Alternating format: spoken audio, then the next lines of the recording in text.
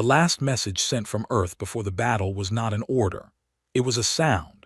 Someone in the communications room of Fleet Command had pressed play on an old recording, a choir, human voices, no instruments, and broadcast it on every channel the fleet could reach. Nobody ordered it. Nobody stopped it. The ships moved into formation while that sound traveled outward into the dark. Admiral Reyes heard it on the bridge of the carrier Resolute and said nothing. She watched her crew. Some of them closed their eyes. None of them looked afraid. That was the thing about humans that the Vakthari never understood and never tried to. Fear was not the same as defeat. The two had almost nothing to do with each other. The Vakthari came in a wedge. 43 warships, sleek and dark, built for speed and surgical destruction. Their hulls were layered in a reactive alloy that could absorb pulse fire and return it as heat scatter. Their guns fired in geometric patterns designed to collapse defensive formations in under 4 minutes. In 400 years of expansion, the Vakthari had never needed more than one wave to end a war. Warspeaker Drath watched the human fleet on the display grid and felt the first small thread of something he did not name. The humans were not spreading out. They were tightening, pulling inward. Their formation looked, to his trained eye, like something bracing for impact rather than preparing to fight. The first salvo was Vakthari. It struck the outer edge of the human line and deleted 6 frigates in 9 seconds.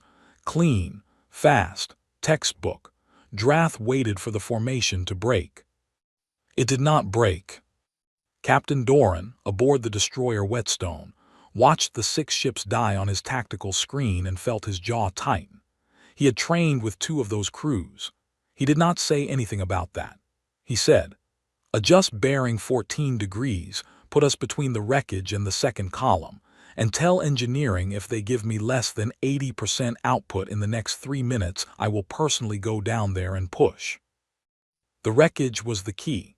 Reyes had seen it in the simulation models. Vakthari guns were precise, but precision required clean sight lines. Human debris was irregular, unpredictable. The destroyed ships became a wall of metal and venting gas that scattered the targeting geometry the Vakthari relied on. It was not a strategy anyone had invented. It was something Reyes had noticed 3 weeks before the battle while watching her nephew play with building blocks. When the blocks fell, they fell in ways that made the next structure harder to build cleanly. She had stared at that pile of fallen blocks for a long time. The Vakthari fired a second salvo. 3 more human ships were destroyed. But the return fire from the human formation, using the debris as cover, damaged 2 Vakthari cruisers and knocked one entirely off its flight path. Drath adjusted. He was good. His fleet was good. They shifted angle and came in from above the ecliptic plane where the debris field offered no cover. It was a clean tactical read. It should have worked. What he had not modeled was this: humans had anticipated the adjustment, not because they had read Vakthari doctrine, though they had, but because Reyes had spent 3 days in a room with her best tactical minds asking one question over and over. If you were them watching us and we did this, what would you do next? They had mapped it. Every likely response, every clean move, and for each one a prepared answer.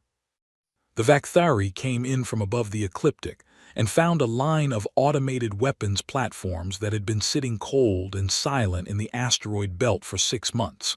They powered on. They fired. It was not enough to win. It was enough to hurt. Drath pulled back. For the first time in his career, he pulled back from an engagement with a single world species. He needed to think. His ships regrouped at the edge of the gravity well, and he sat in the silence of his command room and wrote a report to Oru at high command. The report was 3 pages. The last line said, "They do not fight to survive the battle. They fight as if they have already decided they will survive the war. This is a meaningful difference. I am not certain our models account for it." He sent it. He stared at the display grid. The human fleet had not pursued. It had reformed tighter than before and gone quiet. No communications, no signals, just presence, just the fact of them sitting there in the dark, not leaving. On the Resolute, Reyes ate a cold meal at her console and read the damage reports. 41 crew dead, 9 ships destroyed or mission-critical damaged. She marked each name in the log herself. She always did. It took an hour. Then she did something that no one on her staff understood. She opened a broadcast channel, open frequency, no encryption, and transmitted a single audio file into the dark toward the Vakthari fleet. 30 seconds of silence, and then that choir again. The same recording someone had played before the battle. Drath received it. He listened to the whole thing. He played it again. He asked his translator what it was. The translator said it was music. Drath asked what it meant. The translator said that was not a question translation could answer. Drath sat with that for a long time. Far out from either fleet, in a direction that pointed toward nothing on any Vakthari star chart, something moved. Something very large. It left no signature that either side's sensors were designed to detect. But it moved. And it had been moving for a long time, coming from a very great distance. It was almost here. The Vakthari did not sleep the way humans did. They entered a low-rest state, aware but slowed, and during that time their minds processed the day's data without the noise of active thought. Drath spent 6 hours in that state after the first engagement and came out of it with a single clear thought. The humans had not tried to win. They had tried to last. That was a different kind of war. He had never fought that kind. Oru at high command dismissed the concern. He sent a second wave with a brief message. 41 ships, end it. There was no tactical briefing, no new approach, just more force applied to the same problem, because in the Vakthari model of warfare, more force applied correctly always resolved the equation. Drath accepted the order. He did not argue. He positioned the second wave in a 3-axis approach designed to eliminate the debris field tactic from the first battle. Clean angles, overwhelming numbers. He ran the models. On paper, the human fleet had no answer. On paper, the humans had spent the 6 days between engagements doing something the Vakthari surveillance drones recorded but did not flag as significant. They had been moving rocks, not ships. Rocks. Small asteroids, ice chunks, dead ore from the belt, moving them slowly with tugs and tether cables into rough positions along their defensive perimeter. The second Vakthari wave came in fast and clean from 3 angles and immediately began taking impacts from debris that was not in any map because it had not been there 6 days ago. Not weapons, just mass, just things in the way. Chunks of ice and iron that fouled targeting arrays, cracked heat shield panels, forced evasive burns that broke formation geometry. It was not elegant. Humans did not always need elegant. Doran's ship, the Whetstone, had been patched overnight and was running at 60%. He had been offered a rear position. He had declined. He pulled his ship into the thickest part of the fight and used it the way a boxer uses a shoulder, absorbing, crowding, giving his smaller ships room to operate on the flanks. He lost 2 more crew in the second hour, a conduit breach in the lower decks. He sent a medic and kept moving. There was nothing else to do. You could stop and grieve, or you could keep the ship in the fight. You could not do both. That was the part of command that nobody explained to you before you took the seat. The second wave stalled at the Mars corridor. Not a defeat, not a retreat, just a stall. 41 Vakthari ships holding a line they could not advance past against a human fleet that was smaller, slower, and less powerful, and yet would not move. Drath watched it on the display. He made the call to hold position and sent another report to Oru. This one was shorter. It said, "Request strategic pause. Our models require updating. The human force multiplier is not firepower or technology. It is behavior. We do not have a category for this." Oru's response came in 4 words. There is no pause. Drath read that 4 times. Then he set it aside and looked at the sensor data again, because something else had been bothering him since the first engagement, and he had not had time to properly examine it. The anomaly was small. A gravitational whisper at the edge of the long-range array. Not a ship, not a natural body, something that was moving with intent but producing almost no detectable signature. The Vakthari sensors were the finest in known space. They could detect a cold engine at 12 light minutes.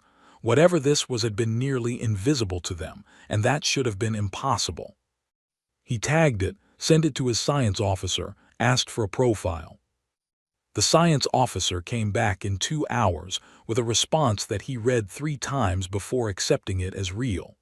The mass displacement reading suggested an object approximately 80 kilometers in length. The drive signature was not ion, not pulse, not any known form of propulsion. The scientist had spent an hour checking the instruments for error before concluding that they were not wrong. Drath sat very still. On the Resolute, Dr. Voss had been awake for 30 hours. She was the fleet's lead xenobiologist, which under normal circumstances meant she studied samples and wrote reports that admirals never read. Under current circumstances, she had become the person everyone asked questions to, and nobody had better answers than. She had been tracking the anomaly for 11 hours before the Vakthari sensors found it. Human instruments were less precise but broader sweep. She had seen the displacement signature and done the same calculations and arrived at the same number. 80 kilometers, give or take. She brought her tablet to Ray's at hour 31 and set it on the console without a word. Ray's looked at it, looked at Voss, said, "Is this confirmed?" Voss said, "I have run it 6 times. Ray's said, "What is it?" Voss said, "I don't know. I know what it is not. It is not Vakthari. It is not any registered or catalogued vessel type, and it is coming from a direction that does not correspond to any known inhabited system." Ray's looked at the trajectory line on the display, followed it with her eye. It led directly to the space between the 2 fleets. She called a war council for the following morning, but she did not sleep. She stood at the viewport for the rest of the night and looked out at the stars and tried to remember that big dark was normal, that it had always been there, that whatever was moving through it had also always been there, long before any of this. It did not help as much as she hoped. It did not arrive the way things arrived in stories. There was no dramatic flash, no shockwave. One moment the sector of space between the 2 fleets was empty, and the next it was not. The object simply existed there, the way a mountain exists, fully, completely, as if it had always been there and the universe had simply waited for you to notice it. 81 kilometers long. The sensors revised the estimate upward 3 times in the first hour. It was dark, nearly light-absorbing but not perfectly so. The surface had a faint geometric texture visible only when light struck it at specific angles. From most angles, it looked like a hole in space, a place where stars were missing. Both fleets stopped firing. This was not a decision. There were no orders issued on either side to cease engagement. The crews on both sides simply stopped, because the human brain and whatever passed for its equivalent in the Vakthari simply could not hold the fight in this at the same time. There was not enough room. Drath stood at the display and felt something he had no word for. The Vakthari were not a species that frightened easily. They had conquered 40 systems. They had faced things that would break most minds and processed them as tactical problems. But the old records, the records kept not in the military archive but in the temple archive, the stories told by the priest caste that the warrior caste dismissed as ceremony, those records had a name for what he was looking at. Pale architect. He had heard it once as a child. An elder had used it to explain why certain sectors of space were mapped but never settled. The architects had made those places, the elder said. They were old beyond counting. They had moved on.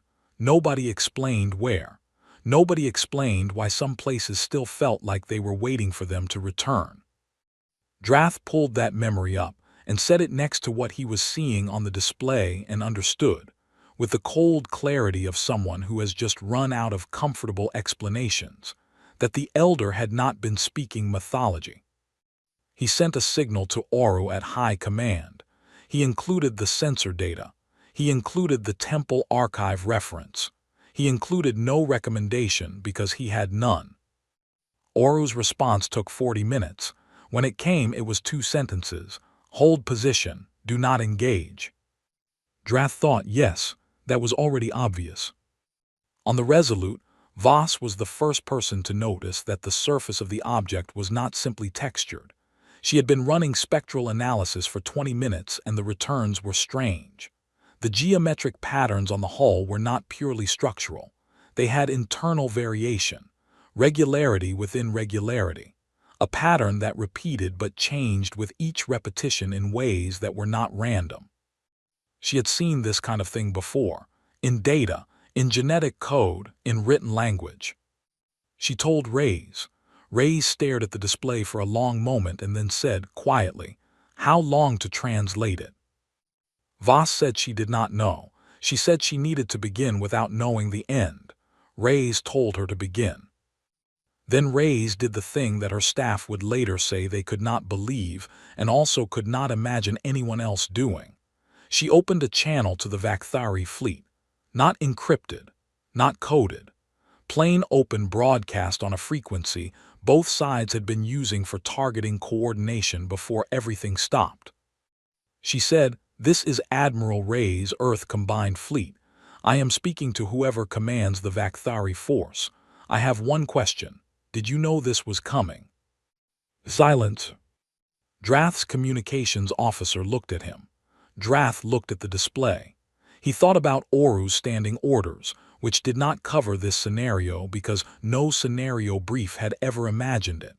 He thought about the object outside, sitting between 2 fleets like a judge who had not yet spoken.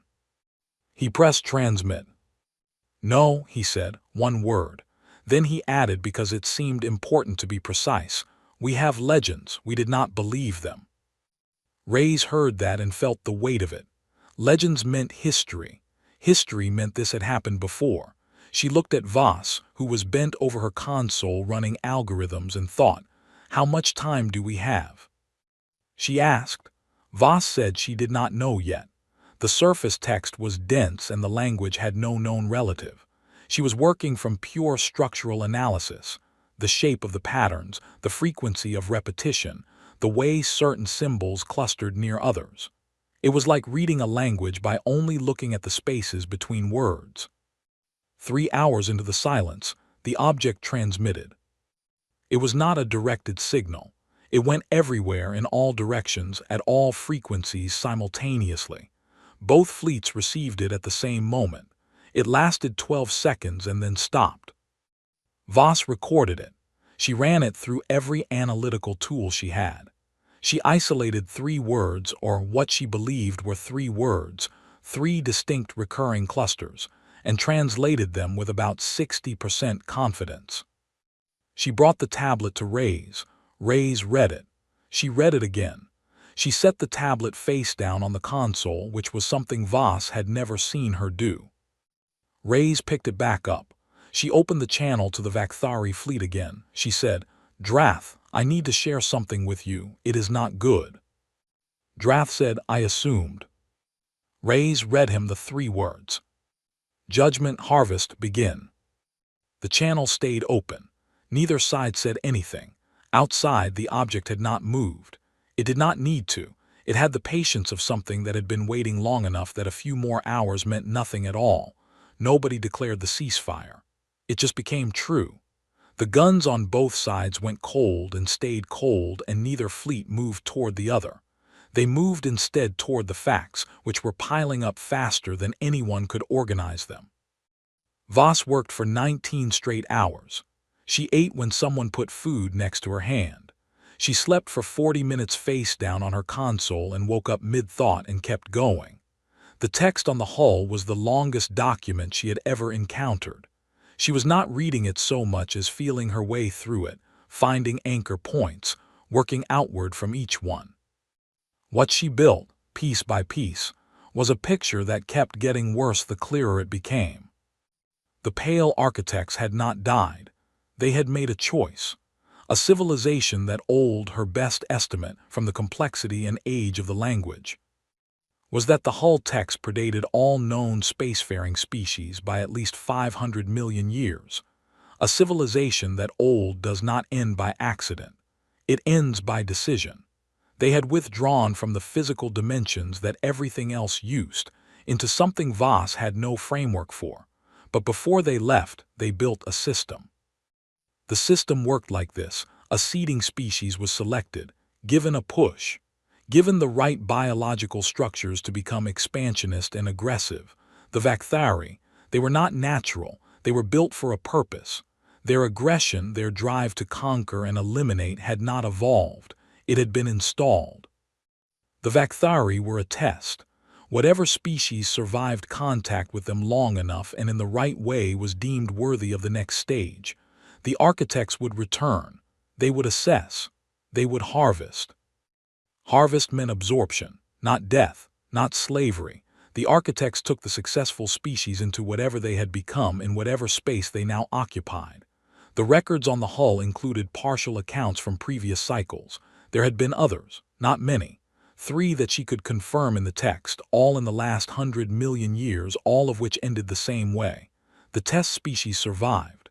The architects returned. Both the seeding species and the survivor were taken. The Vakthari were taken too, every time. They were tools. They had never been told. Voss called Rays and then they called Drath together on an open channel, and Voss spoke for 40 minutes without stopping. She said at the end, "I could be wrong about details. I am not wrong about the structure." Drath was silent for a long time. Then he said, "How long have the architects been running this?" Voss said, "The oldest cycle referenced in the text that I can date with confidence is roughly 400 million years ago." Drath said nothing. Voss let the silence sit. She understood it. She had needed 20 minutes of her own silence when the number had first come clear. Rays said, "Can it be stopped?" Voss said, "The text is the operating code. It is written on the outside because they never imagined anything would get close enough to read it. I have been looking for a weakness in the code for the last 6 hours. There is something. It may not be a weakness. It may be a test inside the test." She explained the override. The hull text contained a failsafe, an interrupt. Not hidden, it was right there in the architecture, but you had to understand the whole document well enough to recognize it. The override was not activated by a key or a signal. It was activated by an answer. A question was encoded into the interrupt sequence, and the hull required physical input, someone tracing the answer directly onto the surface to register it. The question was this: what do you choose when given the choice between your survival and the survival of your enemy? Drath said, "What have previous species answered?"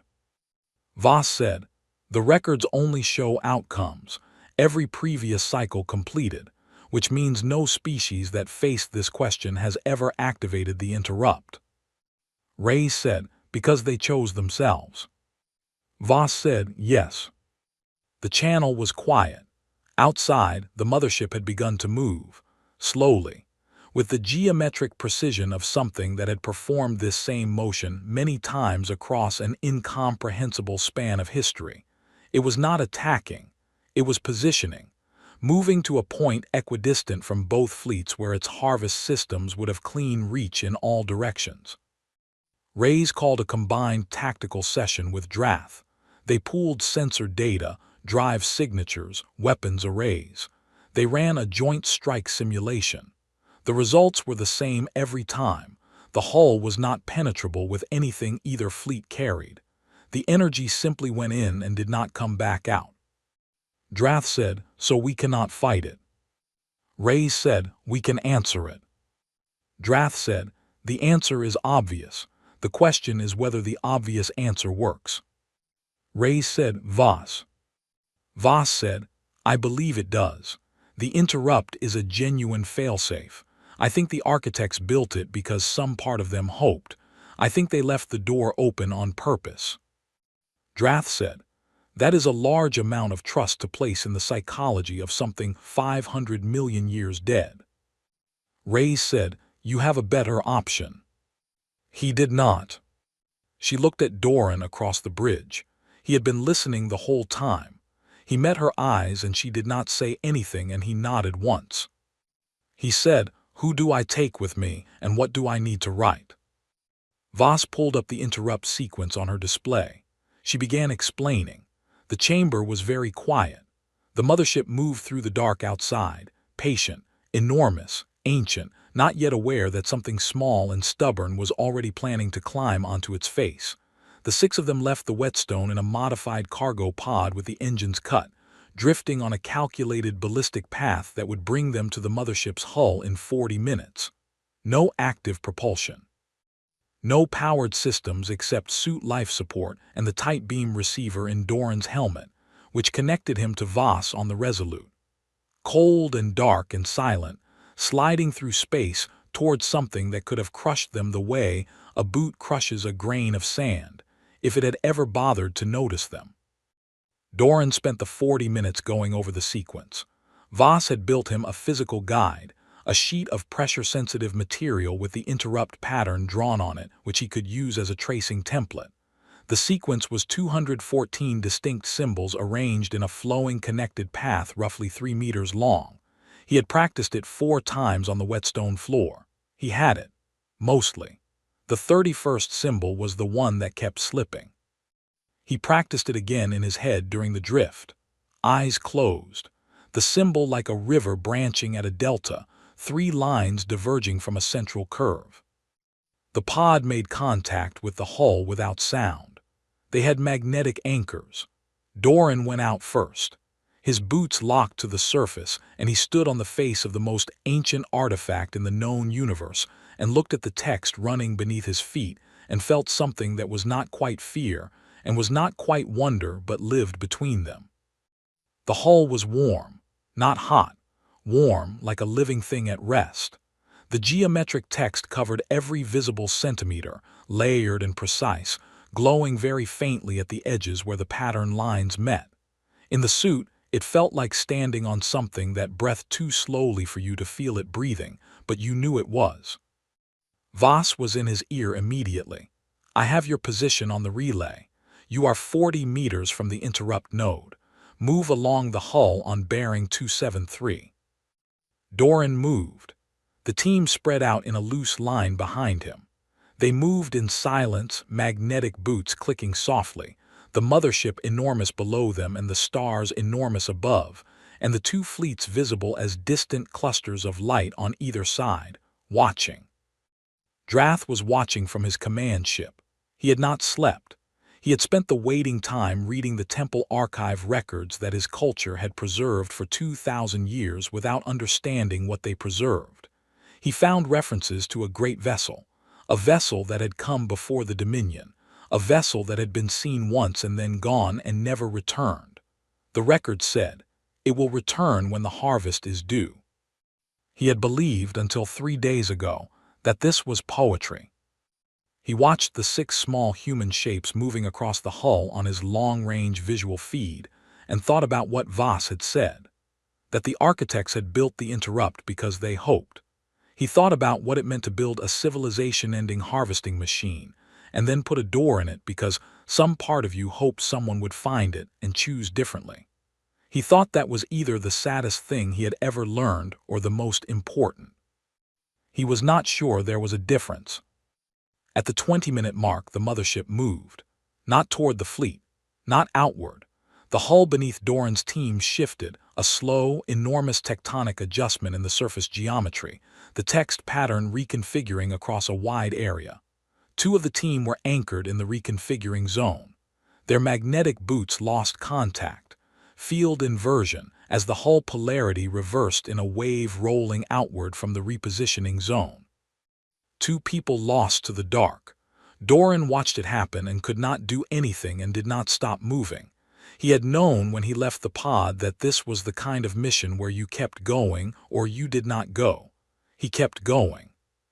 Voss recalculated the path. Her voice was steady. She had been steady for 3 days, and Doran thought about that later, what it cost a person to be steady for that long, what they were burning through to keep it. 14 minutes to the node. He arrived at the interrupt site and looked down at it. The pattern was exactly as Voss had described it. The symbols were larger here, each one the size of a human chest, arranged in a spiral path that converged on a central symbol that was different from all the others. It had depth. The others were surface patterns. This one went down into the hull as if the hull had been folded around it. Doran removed the tracing template from his suit pocket. He pressed it to the first symbol and traced it. The hull responded, not violently, a warmth localized spreading from where his hand moved. The glow at the symbol edges brightened slightly. He moved to the second symbol, then the third. Voss counted with him, quietly, just the numbers one after another, steady as breathing. At symbol 31, the branching delta, the one that had slipped, he stopped. He could feel his hand wanting to move wrong. He closed his eyes inside the helmet. He saw it in his memory. River branching. Central curve first. 3 lines out. He opened his eyes and drew it correctly. The hull went very still. The ambient warmth dropped away. All the glow in the surrounding text dimmed to nothing. Then he was at the last symbol. The central one, the deep one. He laid his whole palm flat on it. He said out loud, not to anyone, both. The mothership went dark. The silence after the mothership went dark lasted 47 seconds. Voss counted them. She was counting because it was better than waiting. At second 47, the hull beneath Doran's feet trembled once, gently, like a sleeping animal shifting, and then the surface text began to move. Not the way it had moved before. This was the symbols themselves rearranging, flowing into new configurations with the smooth certainty of a sentence being rewritten. Doran watched it happen around his boots and did not move. He stayed. He sent a visual feed back to Voss, and she watched it on her screen and began translating in real time, which she could now do, because she had not stopped reading for 19 hours. And the language had settled into her the way a language does when you have been inside it long enough. It took 11 minutes for the text to finish. Then Voss had it. She read it twice. She looked up from her console and the crew nearest her looked at her face and looked away. She called Rays. She read her the message. Then Rays called Drath and read it to him too. The message said, the interrupt was not a failsafe. It was the point. The harvest was never the goal. The architects had gone looking for a species that could make the choice they had lost the ability to make, and they had built the harvest as the pressure that would force the question. Everything, the Vakthari seeding, the cycles, the taking of species, was a search, conducted across 500 million years for someone who would say both. The mothership was an archive of everyone who had said anything else. Thousands of species, preserved, not dead, held in a state without a translation into 3-dimensional language. The message said, now that the question has been answered, the archive can open. And then the last part. The architects themselves were inside, not separate, preserved alongside everyone they had taken, because they could not free anyone until someone gave the answer that would free them too. They had built a trap for themselves and waited inside it for 500 million years. Voss filed that away to think about later. On the Vakthari fleet, the news moved fast.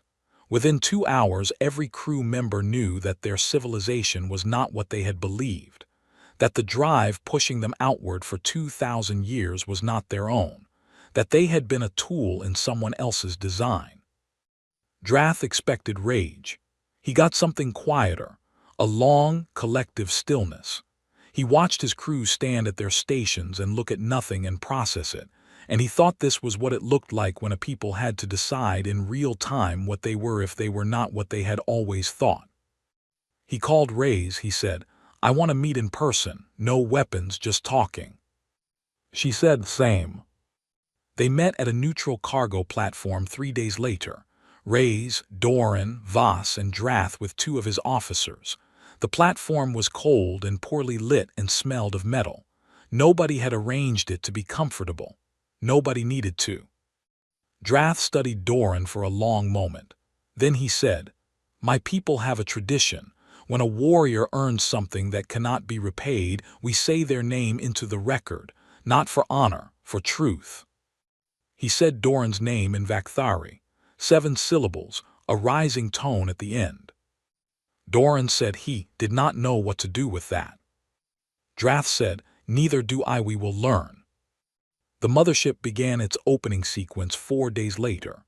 The archive held patterns of mind and memory from thousands of species preserved across geological time, and releasing them was not fast. Voss observed and documented and understood about 8% of what she saw. She filed the rest under future work. The war did not simply end. Wars do not end because the shooting stops.